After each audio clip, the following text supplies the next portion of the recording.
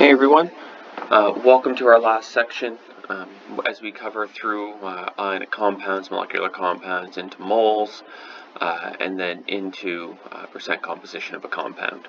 So in this unit basically we're going to figure out just how to take a look at percent composition, and we can do it in a couple of different ways. So we can see the first part here talks about percent by mass. And there's a little formula on the bottom that's going to help us.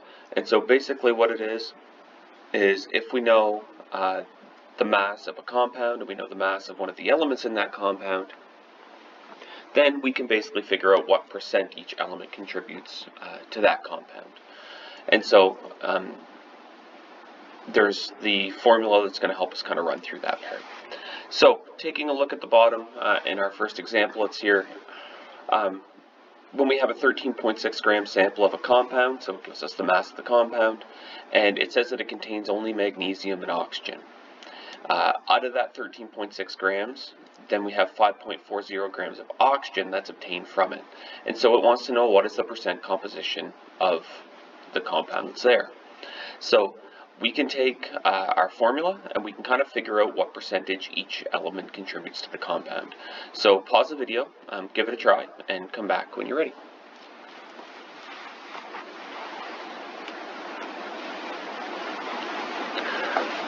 Alright, so in our first part, we have our formula. So we have the percent mass of the element. In this case, we have the percent mass of oxygen. And that's going to equal the mass of the element that was on the top. And so it's the mass of oxygen over the mass of the compound. And we know that the compound consists of oxygen and magnesium, mass of compound. And so we know it consists of oxygen and magnesium, but we don't know in which proportion. And then to find the percent, we just multiply that by 100%. So, percent mass of oxygen,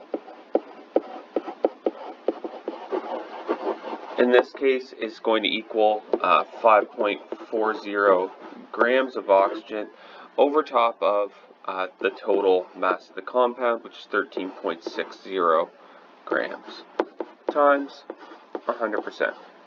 And so when we multiply that out, it gives us that the percent mass of oxygen works out to be 39.7%. So it's saying that oxygen is contributing close to 40% of the overall mass of this compound. And then if I want to take a look and find the percent mass of magnesium, which is our other one, it doesn't tell us in the question what the mass is of this, but we know that we have 13.60 grams total, 5.4 grams are oxygen, which means that 8.2 grams of this is likely going to be magnesium.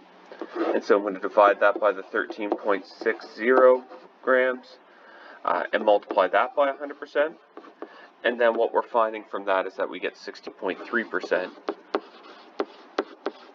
is going to be magnesium. And so that's important because really what that tells us is that these should add up to 100, right, to give us the total percentage of the compound. And so the percent mass of oxygen, 39.7, percent mass of magnesium, 60.3, I add them up together, and sure enough, they do equal 100% for a total composition. So our first part, this is really, if I go back to slide 1 for a second, this is really percent by mass. Okay, it's giving us a mass, and we're just figuring out the percent of each one.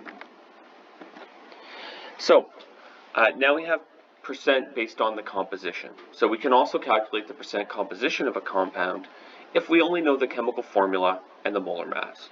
So this formula will help us figure out the percent mass that's there.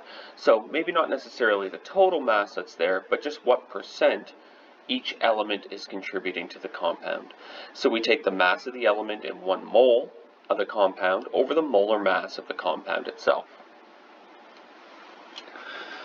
So basically it's molar mass over molar mass, but in certain cases it's specifically just the element over the compound. But we're going to use this formula in our next example. So we have propane that's here, it's C3H8. the fuel commonly used in gas grills, one of the most kind of common gases that tend to be used for cooking and that kind of stuff. If you have a propane fireplace or propane grill, one of the compounds obtained from petroleum. So calculate the percent composition of propane. So again, pause the video, take a look at the equation there, and see if you can figure it out, and come back when you're ready.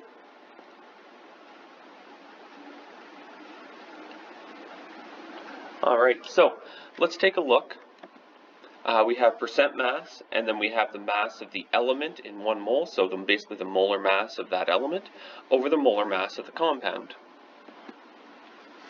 So if I started off and we want to take a look at the first one, I'd have the percent mass, in this case, of carbon.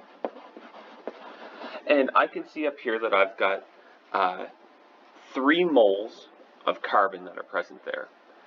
So each mole has a molar mass value. I'd have to look at my periodic table and see that that's 12.01. So 3 moles of that are going to work out to give me 36.03. Okay, and again, all I'm doing is I've got 3 moles of carbon, so 3 times 12.01 gives me 36.03, and that's grams per mole of carbon.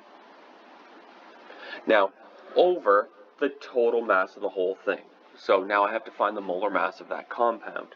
So I know 3 of carbon is 36.03, 8 of hydrogen is going to work out to be 8.08, and so when I add them up together, I get 44.11 grams per mole for the whole compound.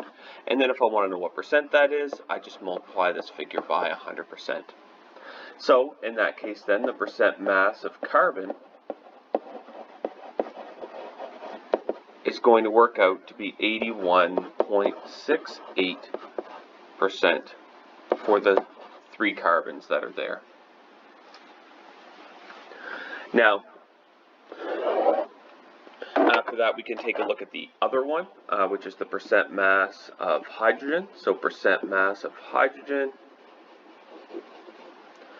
is going to work out to be, we said the 8 H's work out to be 8.08, so 8.08 grams per mole over 44.11 grams per mole. And again, do the same times by 100%. And so the percent mass of hydrogen, in this case, given that they're the only 2 elements in the compound, I should be able to take 100 minus the 81.68, but doing the math kind of verifies it through and gives me 18.32% for those 8 hydrogens.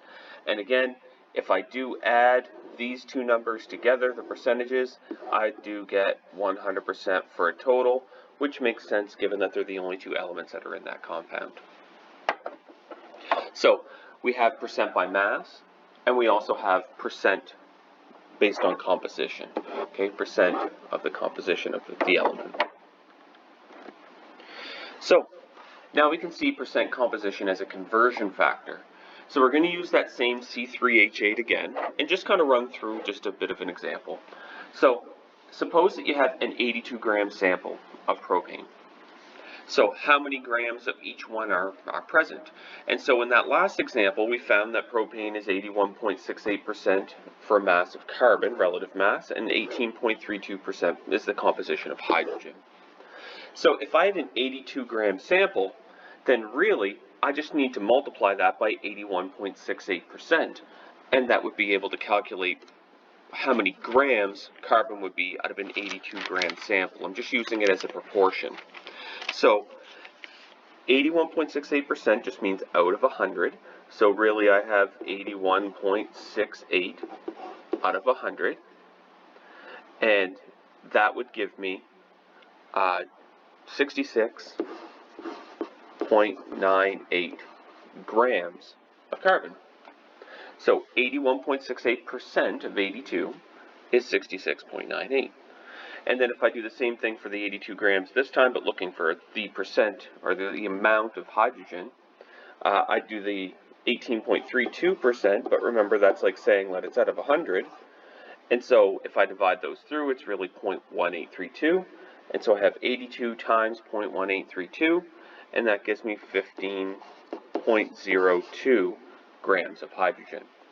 And again, I should be able to verify this because if I take the two of them and add them up together, I should get that 82 grams that we had originally.